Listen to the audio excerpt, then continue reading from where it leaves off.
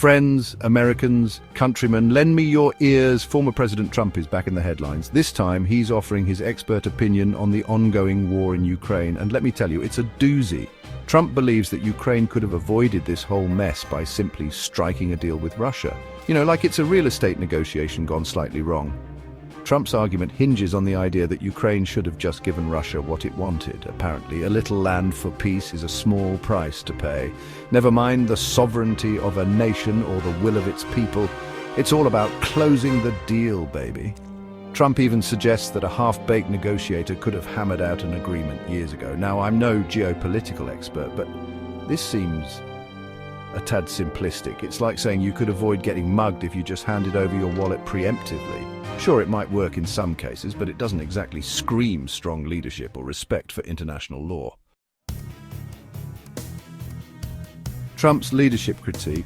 Trump doesn't stop there, folks. He also takes aim at Ukrainian President Volodymyr Zelensky, questioning his leadership and approval ratings. According to Trump, Zelensky's approval rating is a dismal 4%.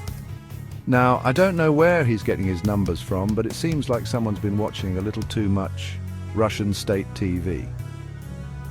Trump paints a picture of a beleaguered Zelensky, desperately clinging to power, while his country crumbles around him.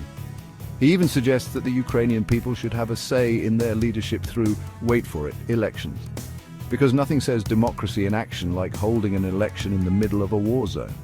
Zelensky, for his part, has defended his leadership and popularity. He points out that he was elected with a whopping 73% of the vote and still enjoys majority support. He also acknowledges that Russia would love nothing more than to see him removed from power. You know, because a democratically elected leader is a real thorn in the side of an authoritarian regime. The call for Ukrainian elections. Trump's call for elections in Ukraine, while seemingly benign, has raised eyebrows across the globe. Critics argue that it's nothing more than a thinly veiled attempt to interfere in Ukraine's internal affairs. After all, holding elections while the country is under martial law and facing a full-blown invasion is, to put it mildly, problematic. Trump's supporters, on the other hand, argue that he's simply trying to ensure that the Ukrainian people have a voice in their future. They claim that Zelensky has become too powerful and that elections are necessary to restore democracy. Of course, they conveniently ignore the fact that Zelensky was democratically elected in the first place.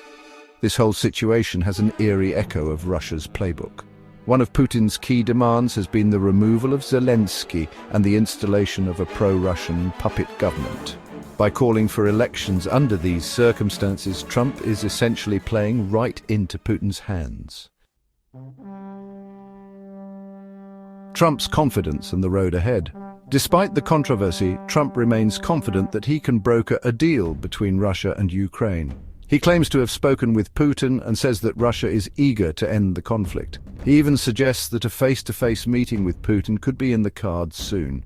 You know, because nothing says peace talks like two of the world's most volatile leaders getting together for a chat. Trump's optimism is not shared by many world leaders. European officials have expressed concern about his willingness to appease Putin. They argue that any deal that involves concessions to Russia would be a betrayal of Ukraine and a dangerous precedent for future conflicts. So what does the future hold for Ukraine? It's anyone's guess at this point. But one thing is clear. Trump's pronouncements have only added to the uncertainty and confusion surrounding the conflict. His willingness to appease Putin, his questioning of Zelensky's leadership, and his call for elections in the middle of a war have all been met with skepticism and alarm by the international community.